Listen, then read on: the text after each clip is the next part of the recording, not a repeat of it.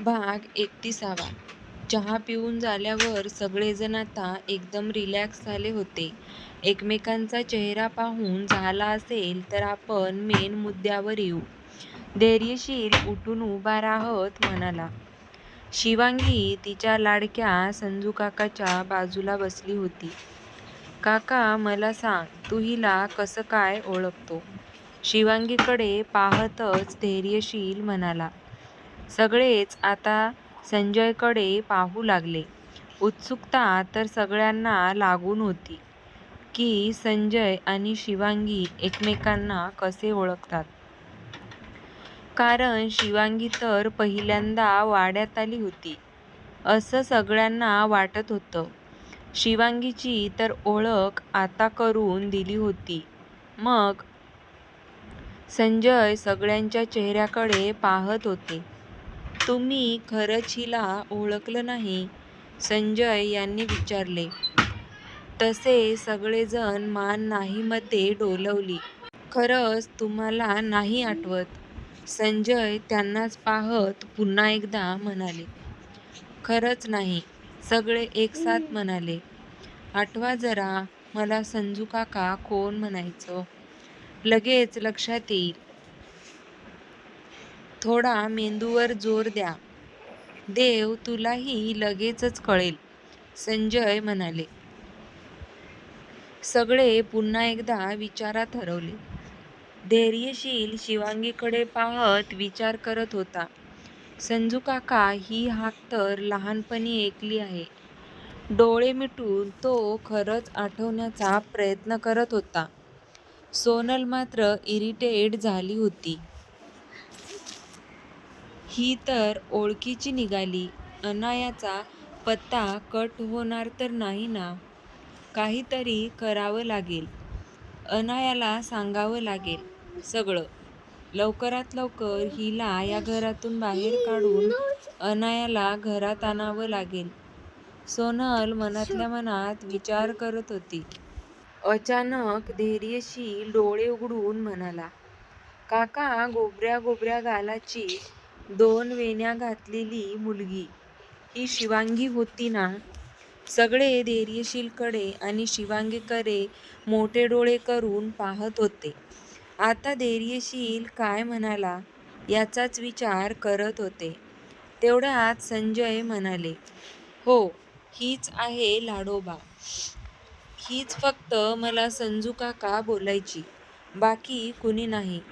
संजय, ही तर आपल्या सुजित आणि नेहाची मुलगी ना? माई खुश होऊन म्हणाल्या. त्यांना आठवलं आणि त्या लगेच म्हणाल्या.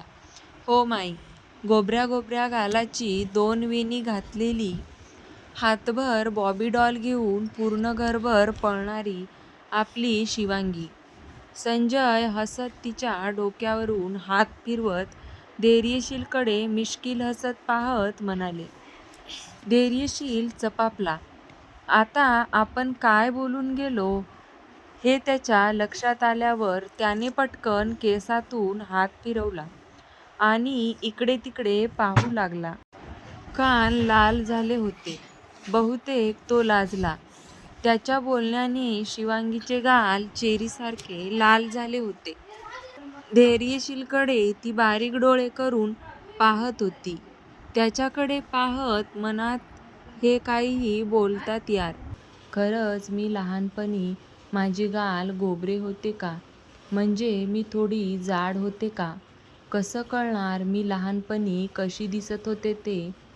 शिवू, कसला विचार करतेस? संजय यांनी विचारलं. काका, मी लहानपणी थोडी जाड होते का? शिवांगीने विचारलं. जाड नव्हतीस तू, गुबगुबीत होतीस, क्यूट दिसत होती. इकडे तर सर्वांची लाडकी होतीस. तू तुमच्या वाड्यात कमी आणि इथे जास्त असायचीस, संजय म्हणाले. शिवांगी हसत त्यांच्याकडे पाहत होती. ओहो वा, म्हणजे वहिनीला तर आपण लहानपणापासूनच ओळखतो. श्रद्धा खुश होऊन म्हणाली. हो, देवराज म्हणाले. रत्ना यांनी तर नाक मुरडलं. सोनल तर मोबाईलमध्ये डोके खुपसून बसली होती. तुम्ही ओळखता का माझ्या आईवडिलांना? शिवांगी माईकडे पाहत म्हणाली. हो, ओळखतो. आपले नाते घरच्यांसारखे होते. त्यात आपण सख्खे शेजारी. माई हसत हसत म्हणाल्या. शिव, तुला आठवत नाही का? लहानपणी तू किती वेळा इथे यायचीस सुजित आणि नेहाबरोबर. आपण सख्खे शेजारी आहोत ना. काही कारणामुळे तुम्हाला कोल्हापूर सोडावं लागलं. गेल्या काही वर्षांमध्ये खूप काही घडून गेलं. तू एकटीच आलीस आणि हे काय लग्न केलंस? कोणाशी केलं? तू इथे एकटी कशी काय आलीस? ते दोघे कुठे आहेत? संजय एकामागून एक प्रश्न शिवांगीला विचारत होते. काका, मला फक्त तुम्हीच आठवले. जेव्हा तुम्हाला आता पाहिले तेव्हा. काही गोष्टी मी विसरले आहे. आई बाबा ते तर. शिवांगी बोलता बोलता गप्प झाली. धैर्यशील उठून बाजूला गेला. त्याने त्याच्या खास माणसांना कॉल केला. रॉकी आणि जॅक. मी तुम्हाला शिवांगीची पूर्ण माहिती काढायला सांगितली होती. काय झालं? त्याने आवाजात जरब ठेवून विचारलं. बॉस, इन्फो मिळाली आहे. ती तुम्हाला मेल केली आहे, रॉकी म्हणाला. ओके, पाहतो. कपाळावर बोट रब करत धैर्यशील म्हणाला. सगळेच खुश झाले होते. शिवांगीला तर ते लहानपणापासूनच ओळखत होते. काय झालं शिवांगी? हे बघ, जे असेल ते सांग. तू अशी बोलता बोलता थांबते ना, तर काळीज धडधडायला लागतं. काही विपरीत घडलं आहे का? संजय कसेबसे शिवांगीला म्हणाले. त्यांच्या बोलण्याने शिवांगीचे डोळे भरून आले. डोळे गच्च बंद करून तिने एका दमात सांगितले. ते दोघे आता या जगामध्ये नाहीये. आणि रडू लागली. काय? सगळेजण ताडकन उठून उभे राहिले. संजय तर एका जागी बसले. शिव, तू काय बोलतेस? खोटं आहे ना हे सगळं? देवराज आता तिच्या जवळ येऊन तिच्या डोक्यावर हात फिरवत म्हणाले. बाबा, खरं आहे हे. आमचा भयानकरित्या ॲक्सिडेंट झाला, ज्यात ते दोघेही ऑन द स्पॉट गेले आणि माझ्या डोक्याला मार लागला होता. कितीतरी दिवस मी बेशुद्ध होते. जेव्हा मी शुद्धीवर आले तेव्हा डॉक्टर मला म्हणाले, तुमचे आई बाबा गेले. तो धक्का मला सहन झाला नाही. मी पुन्हा बेशुद्ध झाले होते. कुणीतरी आम्हाला हॉस्पिटलमध्ये नेलं होतं. त्यामुळे मला तुम्ही कुणीच आठवलं नाही. फक्त संजू काका लक्षात राहिले. एकटी राहिले मी या जगात. माझं कुणीच राहिलं नव्हतं. तो काळ माझ्यासाठी खूप कठीण होता. मुंबई सोडून मी पुन्हा कोल्हापूरला आले. मला इथे असलेले माझे घर आठवलं नाही. मी भाड्याच्या घरात राहत होते. शिवांगीचं बोलणं ऐकून सगळेच सुन्न झाले होते. काय बोलावं काहीच समजत नव्हतं. दुःखाची लकेर सगळ्यांच्या चेहऱ्यावर आली होती. शिवांगीने लगेच डोळे पुसले. तुम्ही सगळे असे दुःखी नका राहू. आजचा दिवस किती छान आहे. संजू काका बरे होऊन आपल्याबरोबर बसलेत. माई उठून तिच्याजवळ आल्या तशी तीही उठून उभी राहिली. माईंनी तिच्या दोन्ही गालावर हात ठेवला आणि कपाळावर ओठ टेकवले. शिवांगी, तुझ्यामुळे आज माझा लेक पुन्हा पहिल्यासारखा झाला. तुला माहीत नाही मी किती खुश आहे. पण दुःखही तेवढंच आहे की सुजित आणि नेहाला पुन्हा कधीच पाहू शकणार नाही. एक मुलगा ठीक झाला तर दुसरा मुलगा या जगातच नाहीये. माई डोळे पुसत म्हणाल्या. माई नका रडू प्लीज, नाहीतर मलाच रडू येईल. शिवांगी हसत म्हणाली. तुला माहितीये शिवांगी, तुझे बाबा आणि तुझा हा लाडका संजू काका खास मित्र, दोघांचं पान एकमेकांशिवाय अजिबात हलायचं नाही बरं का. नुसते खास मित्रच नाही तर पक्के शेजारीही आहोत. आपल्या शेजारचा राजवाडा आहे ना, तो तुमचाच आहे, जाधव परिवाराचा. अचानक एक दिवस तुम्ही सगळे कोल्हापूर सोडून निघून गेलात. त्यामागे काय कारण होतं माहीत नाही. तो तुम्हाला घेऊन गेला. संजय आठवत म्हणाले. खरंच तो शेजारचा भव्य वाडा आमचा आहे? शिवांगीने विचारलं. तिच्या डोळ्यात चमक आली होती. हो खरंच, संजय म्हणाले.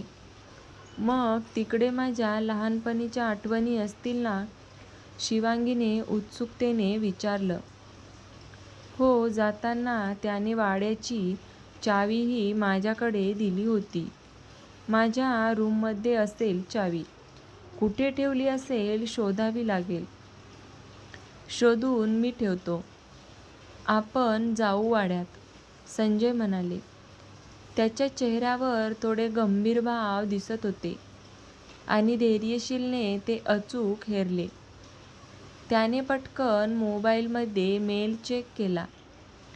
त्यात तिची इन्फो वाचली. त्याच्या कपाळावर सूक्ष्म आट्या पडल्या होत्या. अपघात की घातपात? धैर्यशील मनात विचार करत होता. पुन्हा एकदा या अपघाताची नीट चौकशी करावी लागणार आहे. जसं दिसतं तसं नसतं. मलाच आता यात उतरावं लागेल. दादा, तू नक्कीच वहिनीला इमॅजिन करत आहेस ना? 2 वेण्यामध्ये, शंतनू धैर्यशीलला म्हणाला. फिदी हसत हळूच त्याच्या कानाजवळ जाऊन म्हणाला. शंतनूच्या बोलण्याने धैर्यशील जो विचारात होता तो भानावर आला.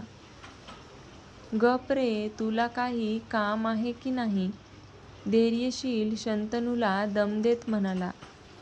दादा, खरं खरं सांग, तुझ्यासमोर लहानपणीची वहिनी आली ना? शंतनू पटकन सोफ्यावर उठून बाजूला झाला. त्यासरशी धैर्यशीलने मागे असलेली कुशन त्याच्या दिशेने भिरकावली. तशी त्याने ती हातात झेलली. अरे, काय चालू आहे तुमचं? देवराज त्या दोघांकडे पाहत म्हणाले. काही नाही, शंतनू दात दाखवत म्हणाला. बरं चला, आपण रात्री या विषयावर बोलू. सोनल, तुझी बॅग पॅक करून ठेव. संध्याकाळी वरद तुला घ्यायला येणार आहे, माईंनी म्हणाल्या.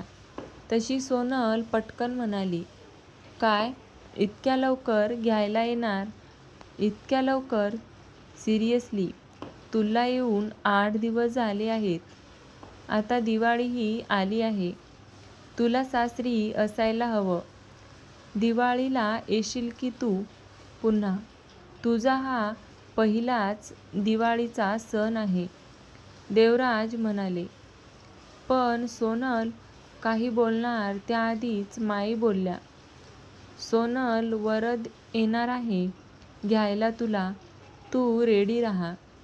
शुभांगी, रत्ना, शिवांगी, चला किचनमध्ये. आपल्याला फराळ करायचा आहे ना, की विसरलात? लक्षात आहे माई. चल आत्या. त्या चौघीही किचनकडे निघून गेल्या. पुरुष मंडळी सगळी पुन्हा एकदा गप्पा करण्यात गुंग झाली होती. किचनमध्ये आल्यावर आत्या शिवांगीला चिडवण्याचा एकही चान्स सोडत नव्हत्या. शिवांगी लाजून लाजून हैराण झाली होती. तर कसा वाटला तुम्हाला आजच्या कथेचा हा भाग? आवडला असेल तर व्हिडिओला लाईक, शेअर आणि चॅनलला सबस्क्राईब करायला विसरू नका. धन्यवाद.